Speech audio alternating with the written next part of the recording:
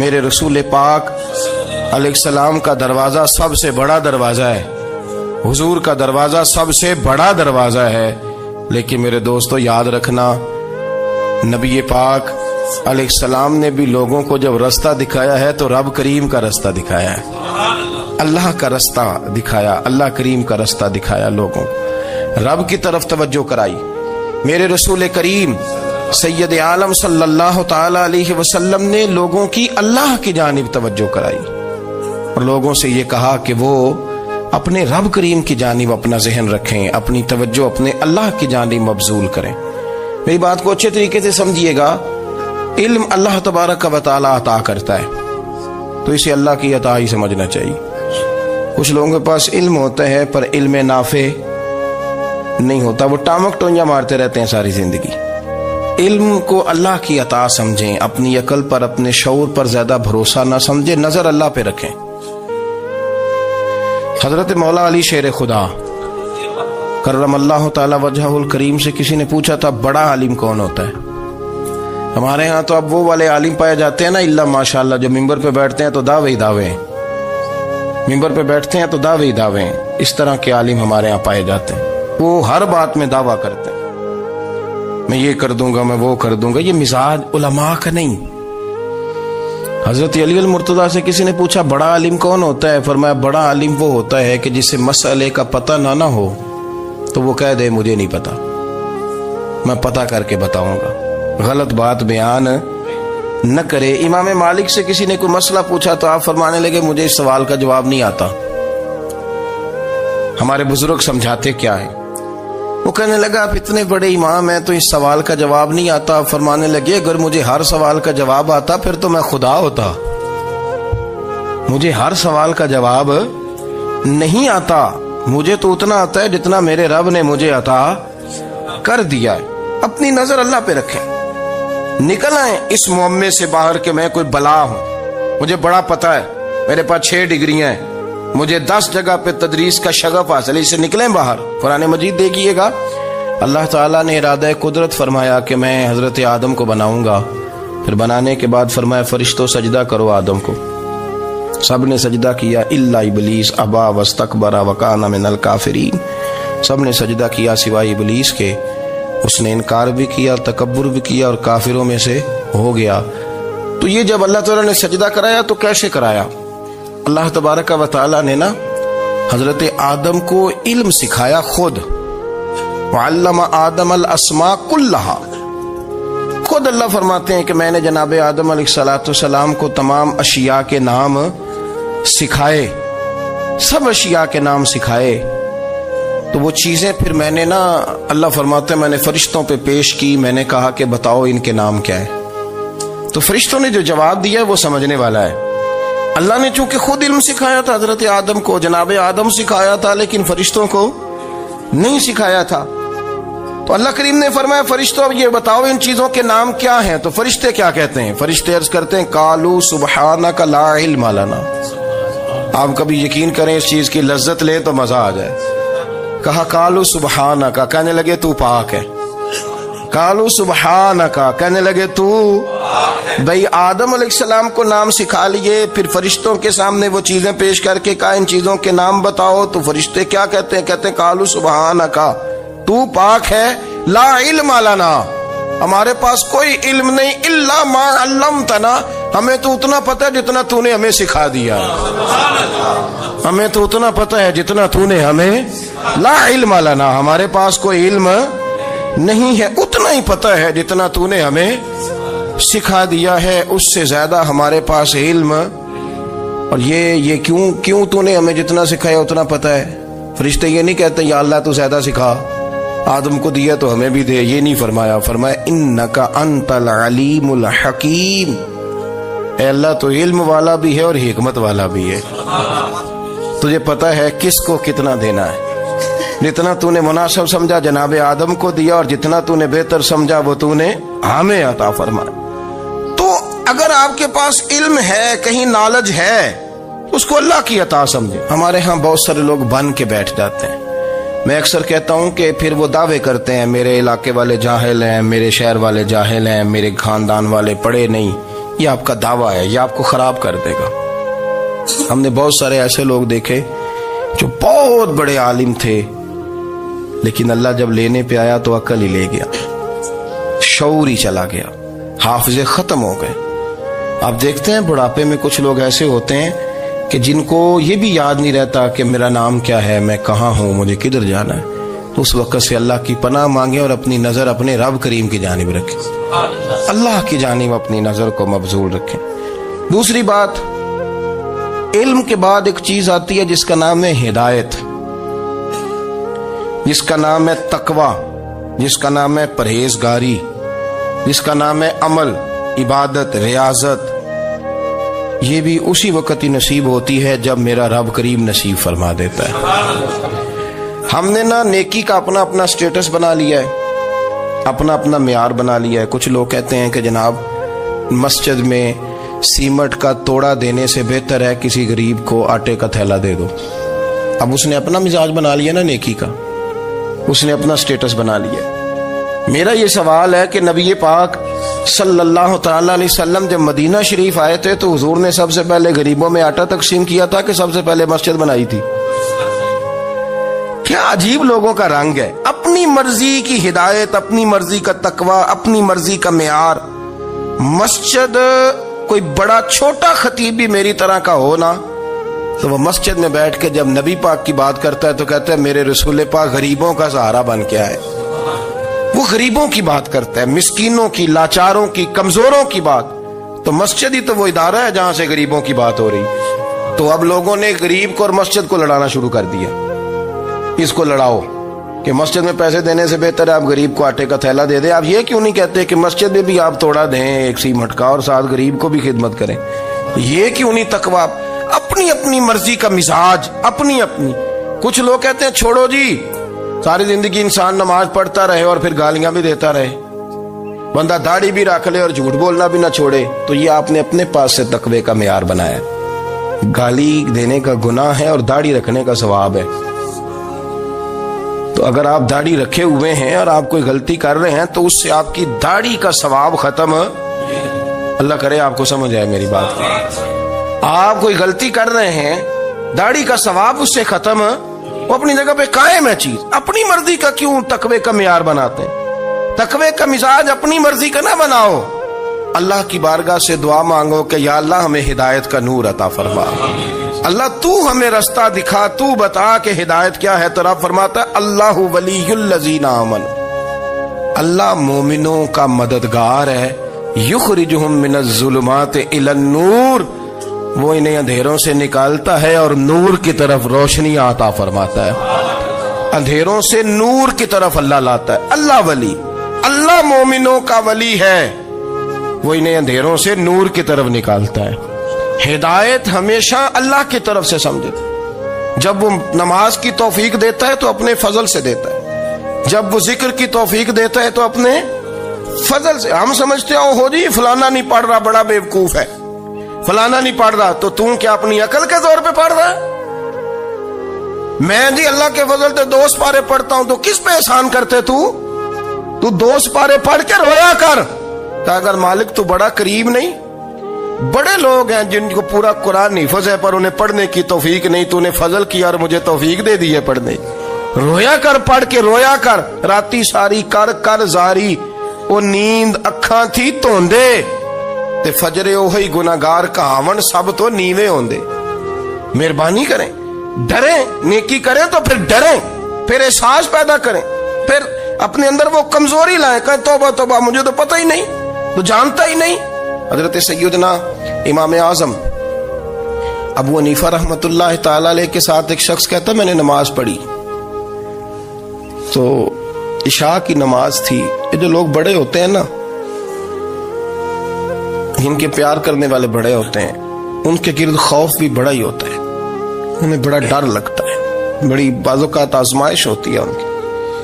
عشاء کی نماز کہتے پڑھی تو امام صاحب نے نا عشاء کی نماز میں تلاوت کی آیتیں فَمَن يَعْمَلْ مِثْقَالَ ذَرَّةٍ خَيْرًا يَرَهُ وَمَن يَعْمَلْ مِثْقَالَ ذَرَّةٍ شَرًّا يَرَهُ، فرمایا جو ذرہ برابر خیر کرے گا وہ بھی قیامت میں دیکھے گا، اور جو ذرہ برابر شر کرے گا وہ بھی قیامت میں اس شر کو دیکھے گا اس کے سامنے آئے گا. تو وہ شخص کہتا ہے کہ سارے لوگ نماز پڑھ کے چلے گئے تو امام صاحب رحمت اللہ علیہ نے اپنی داڑھی پکڑی رو رہے ہیں. کہتے ہیں وہ ذرہ برابر نیکی کا بدلہ دینے والے، وہ ذرہ برابر شر پہ سزا دینے والے میری سفید داڑھی کو دیکھ.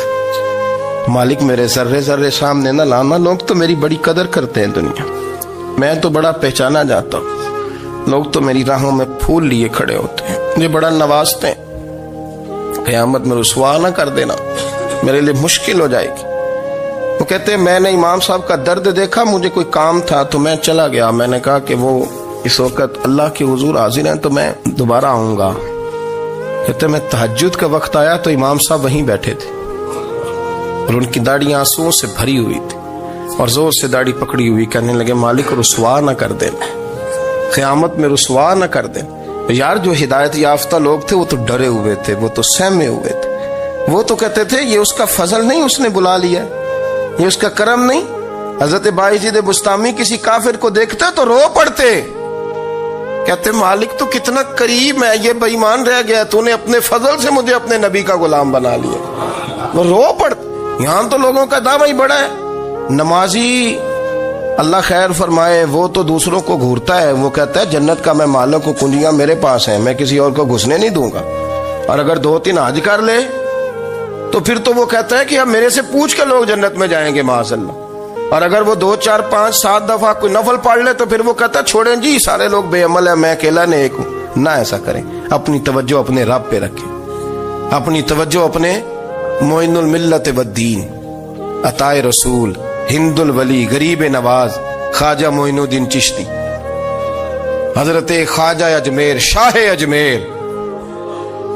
اجمیر، والی ہندوستان. آخری عمر میں نا سارا دن روتے گزر جاتا، ساری رات روتے گزر جاتے، ذرا سی کوئی بات کرتا تو رو پڑتے، آنکھیں آنسوں سے بھری رہتی. کئی دفعہ اپنے بھی پریشان ہو جاتے ہیں نا کہ یار تو ایک بات کی جان ہی نہیں چھوڑ رہا. تو خواجہ قطب الدین صاحب بختیار کاکی سے لوگوں نے کہا کہ آپ مرشد سے بات کریں، اتنا بھی تو نہیں نہ رونا چاہیے، ہر وقت اس کے آنسو کی کریے. عاشق دا کام ہی رونا تونا تے بنا رویوں نہیں منظوری. یہ عاشق سدا ہی روندا رہندا ہے، پاویں وصل ہوئے تے پاویں دوری. ہر وقت رونے کا کیا مطلب ہے؟ تو خواجہ قطب صاحب کہتے ہیں میں قریب گیا تو میں نے پیر دبائے، میں نے کہا سونیا لوگ تو کچھ بھی نہیں کرتے، تو نے تو کمال کر دیا. 90 لاکھ آدمی مسلمان کر دیا، دنیا کچھ نہیں کرتی. تو نے 50 سال ساری رات مصلے پہ بیٹھ کے رب راضی کیا. تو شہزادہ تھا، حضور کی اولاد تھا، لیکن معین الدین تیرا ایک پلاٹ بھی نہیں. تو نے طالب علم پالے، انہیں غریبوں کو دیا، انہیں نوازا، کوئی شے نہیں تیرے پاس، ہر چیز تو نے. ساری رات روتے ہو، سارا دن روتے ہو. تو خواجہ قطب الدین صاحب کہتے ہیں میں نے جب عرض کیا تو خواجہ صاحب مجھے گلے لگا لیا، چیخ مار کے روئے.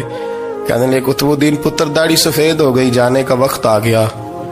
جو تو نے نیکیاں گنوائی ہیں وہ ہیں صحیح میرے پاس، پر یار کی بارگاہ میں پیش کرنے کے قابل ایک بھی نہیں. تو بارگاہ تو دیکھ کتنی بڑی ہے، رسول کریم کی بارگاہ میں پیش کرنے کے قابل ان میں سے ایک بھی نہیں. تو آستانہ دیکھ کتنا بڑا ہے، کیا پیش کروں گا، کیا عرض کروں گا حضور کی بارگاہ میں، کس طرح. وہ یار جو بڑے تھے وہ تو ڈرے ہوئے تھے، سہمے ہوئے تھے، وہ تو بڑی آزمائش میں تھے. لیکن میرا اور آپ کا رٹا 2 نمازیں پڑھ کے 6 نمازوں کا دعویٰ کرنا اور لمبی چوڑی کہانیاں بنانا اور اپنے منہ سے اپنی تعریفیں کرنا، اس سے تھوڑا باہر آئیں. رزق بھی میرا اللہ ہی دیتا ہے، علم بھی اللہ دیتا ہے، رزق بھی. بڑے بڑے فقیروں کو مالدار ہوتے دیکھا، بڑے بڑے مالداروں کو فقیر ہوتے دیکھا. بڑے بڑے، میرے ایک بڑا سخی قسم کا سجن ہے، بڑا پیارا ہے، میں اسے سخی مانتا ہوں. میں نے اپنی پریشانیوں کے دنوں میں بھی اس شخص کو سخی دیکھا. ایک دن رات کو مجھے ٹیلی فون کر کے کہنے لگا کدھر ہو؟ میں نے کہا میں گھر ہوں. نہیں اکثر سفر میں ہوتے ہو نا؟ میں نے کہا طبیعت کیسی ہے؟ ٹھیک ہے، بس حال چال پوچھنا تھا. میں نے سمجھا، میں نے کہا یار یہ کوئی مسئلہ ہے، ورنہ رات کے 2 بجے کوئی حال پوچھنے کو فون تو نہیں نہ کرتا، کوئی مطلب ایسا تو مسئلہ نہیں نا. تو میں نے بیک کال کی, میں نے کہا یار میری بات سن, مسئلہ کیا؟ کہ نہیں کچھ نہیں دل کر رہا تھا. میں کہا میری گل سن, رہے ہیں اسی 4-5 سال کٹھے, میں تین جاننا, اصل بات کر. کہنے لگا مکان بھی بڑا ہے, سارا کچھ ٹھیک ہے, پر وہ بڑا ہی بے نیاز ہے. کچھ حالات اس قسم کے آ گئے ہیں کہ لوگوں کو بتاؤں بھی تو لوگ ماننے کو تیار نہیں. زیادہ نہیں, مجھے نا تھوڑے سے پیسوں کی ضرورت ہے, کوئی 15-20 ہزار اگر مل جائیں میری ضرورت. آپ یقین کریں میں روتا رہا ساری رات.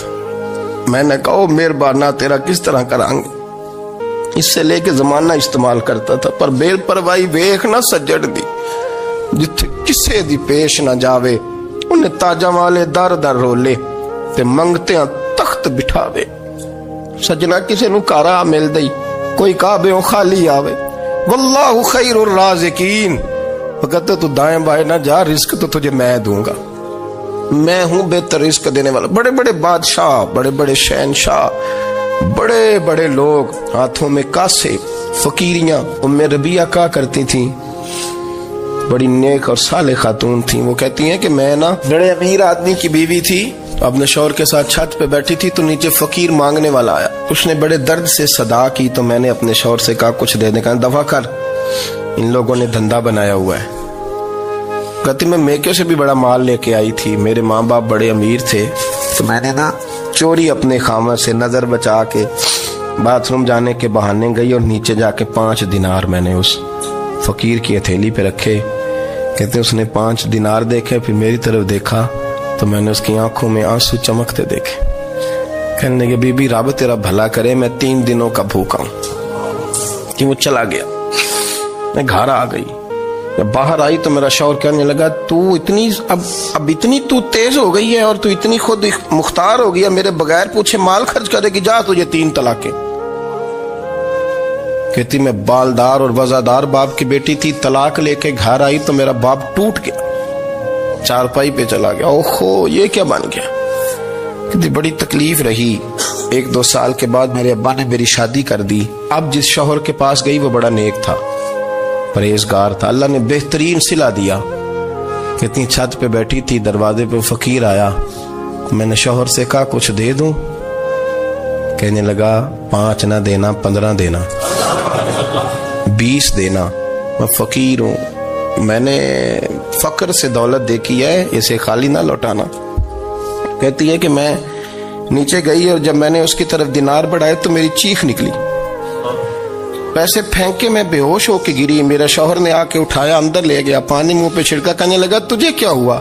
کہنے لگے یہ جو مانگنے آیا یہ میرا پہلا شوہر تھا, وہی تھا جو کہتا تھا کہ تو 5 دینار دے آئیے, جا تجھے 3 طلاقیں. پڑھو نا حدیث پاک.